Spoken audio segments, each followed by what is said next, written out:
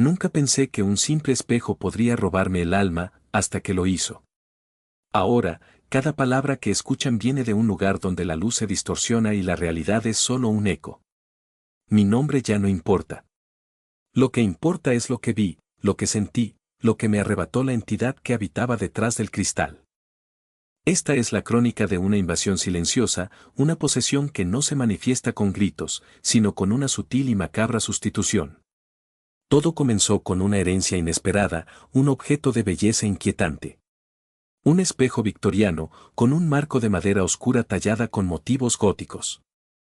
Tan intrincado que parecía respirar. Lo coloqué en mi estudio, fascinado por su antigüedad y por la forma en que el cristal parecía absorber la luz. Al principio, era solo una pieza decorativa. Pero pronto, se convirtió en mi observador silencioso, y luego, en mi prisión. Cada vez que me miraba en él, sentía una extraña punzada, una sensación de que algo no encajaba. Mi reflejo parecía distinto. Una frialdad que no era mía. Era como si mi propia imagen estuviera siendo alterada, corrompida. Nadie más lo notaba. ¿Estaba volviéndome loco, o el espejo realmente tenía vida propia? La verdad era mucho más aterradora. La llamada llegó una tarde de otoño, con la noticia del fallecimiento de mi tía abuela Elara. Nunca la conocí, una figura distante, casi mítica, con historias susurradas sobre su excentricidad. Su abogado me informó que yo era el único heredero de sus posesiones, y más específicamente, una pieza de mobiliario. Un espejo. Cuando el objeto llegó, envuelto en pesadas telas y transportado con una reverencia casi supersticiosa, supe que no era un espejo común. Su tamaño era imponente, casi del techo al suelo, con un marco de ébano tallado con rostros apenas discernibles que parecían retorcerse. El cristal, oscuro y profundo. Parecía contener una historia milenaria. Lo instalé en mi estudio, mi santuario personal, sin saber que invitaba a mi propio verdugo. Los primeros días, la presencia del espejo era más una curiosidad. Me gustaba su estética, su aire de misterio. A veces, al pasar, juraba ver movimientos fugaces en su superficie. O una sombra se deslizaba por mi reflejo. Lo atribuía al cansancio. Pero la sensación de ser observado, esa punzada fría en la nuca, comenzó a ser una constante. El espejo no solo reflejaba, parecía absorber. Las sutilezas comenzaron a transformarse en anomalías más evidentes. Al principio, era solo la luz, las sombras en mi estudio parecían alargarse y retorcerse cerca del espejo. Luego, vinieron los reflejos. Un jarrón detrás de mí, en el espejo, a veces, aparecía ligeramente desplazado o su forma se distorsionaba. Parpadeaba, y todo volvía a la normalidad. Era como si el espejo tuviera un microsegundo de independencia, una ventana a una realidad paralela. Empecé a sentir un frío inexplicable en la habitación, un escalofrío que emanaba directamente del cristal. Mis mascotas evitaban la habitación por completo. Mi gato se erizaba y bufaba si lo acercaba al umbral, con los ojos fijos en el espejo como si viera algo que yo no podía. Su reacción me heló la sangre. Los animales perciben cosas que nosotros ignoramos. Una noche, me desperté con un susurro. No era una voz clara, sino un murmullo indistinguible. Como el roce de hojas secas sobre el cristal. Provenía del estudio. Me levanté, el corazón latiéndome con fuerza. El sonido cesó. Miré dentro, la luna llena iluminaba el espejo.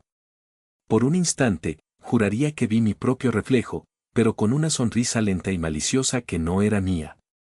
La imagen se desvaneció, dejándome con la certeza de que algo me estaba observando. Las anomalías se volvieron más atrevidas, más directas.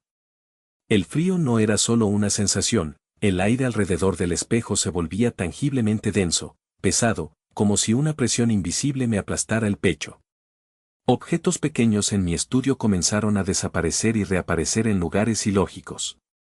Siempre cerca del espejo. Era una burla, una señal de que la entidad era consciente de mí. Mis amigos notaron mi cambio. Me volví irritable, insomne, con ojeras profundas y una palidez enfermiza. Me preguntaban si estaba enfermo, pero ¿cómo explicarles que mi propio reflejo me estaba volviendo loco? Intenté cubrir el espejo con una sábana, pero a la mañana siguiente, la tela siempre aparecía en el suelo, doblada con una pulcritud que me helaba los huesos.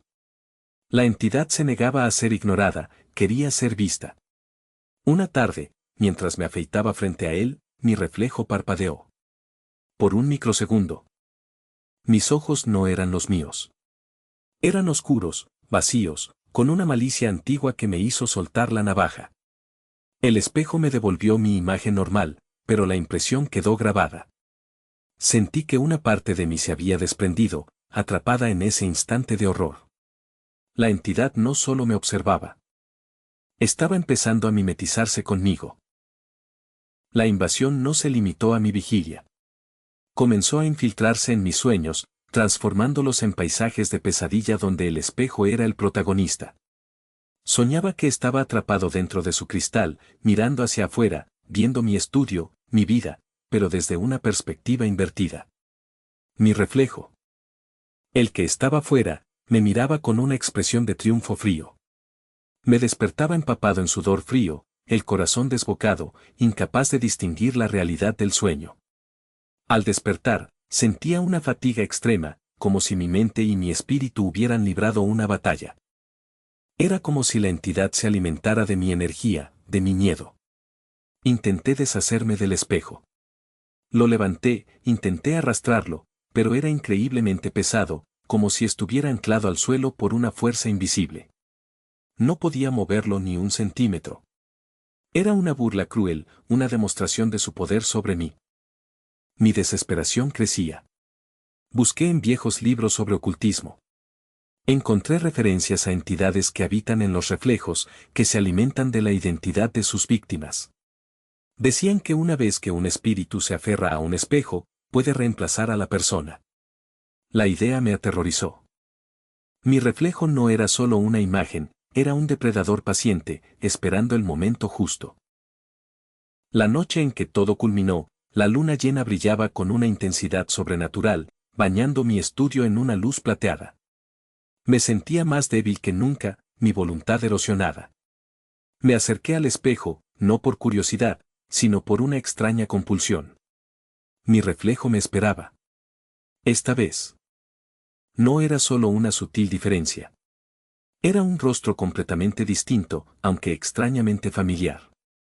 Era mi cara, sí, pero vacía de emoción, con una sonrisa que se extendía demasiado, revelando dientes más largos, más afilados.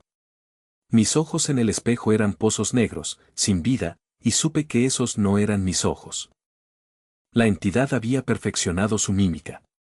Levanté una mano temblorosa, y mi reflejo hizo lo mismo, pero su movimiento era más lento, más deliberado. Sentí un tirón inmenso, como si una cuerda invisible se tensara desde mi pecho hasta el cristal. Mi cuerpo se inclinó hacia adelante. Mis pies arrastrándose sin mi consentimiento. El aire se volvió gélido, y escuché un coro de susurros, ahora claros, que emanaban del espejo.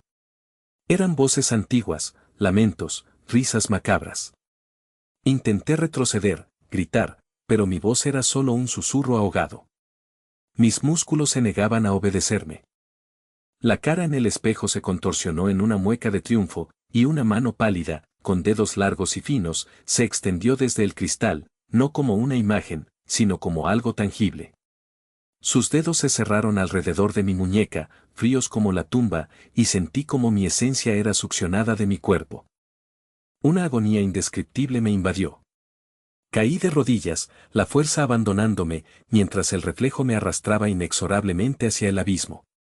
Todo se volvió negro. Cuando volví a abrir los ojos, la oscuridad se había disipado, reemplazada por una luz tenue y extrañamente distorsionada. Intenté moverme, pero mis extremidades se sentían pesadas, mis movimientos lentos, como si estuviera sumergido en agua densa. Miré a mi alrededor. Estaba en mi estudio, pero todo era diferente. Colores apagados, contornos borrosos, y una capa de polvo cubría cada superficie. Y entonces, lo vi. El espejo. No, no estaba frente a él. Estaba dentro de él. mirando hacia afuera. Allí, al otro lado del cristal, estaba mi cuerpo. Mi cuerpo, de pie, con una expresión de serenidad inquietante, casi plácida. Sus ojos, los mismos ojos oscuros y vacíos que había visto en el reflejo, me miraban con una indiferencia absoluta. Era mi yo, pero no era yo. Era la entidad, viviendo mi vida, moviéndose con mis gestos, hablando con mi voz, mientras yo, mi verdadera esencia, estaba atrapado. Un espectador impotente de mi propia existencia robada. Intento gritar, intento advertir a mí, otro yo, pero mis palabras son solo murmullos inaudibles que rebotan en la superficie del cristal. Mi nueva prisión es eterna, y mi tormento, el de ver mi vida continuar sin mí. Es la tortura más exquisita que el espejo pudo haber ideado. Cada día, veo a mi yo levantarse, trabajar, interactuar con mis amigos, quienes no notan la diferencia. ¿Cómo podrían? La entidad es un maestro de la mímica. Y yo, el verdadero yo, soy solo un reflejo. Una sombra que se desvanece lentamente en la oscuridad. Si alguna vez te encuentras con un espejo antiguo, no mires demasiado de cerca.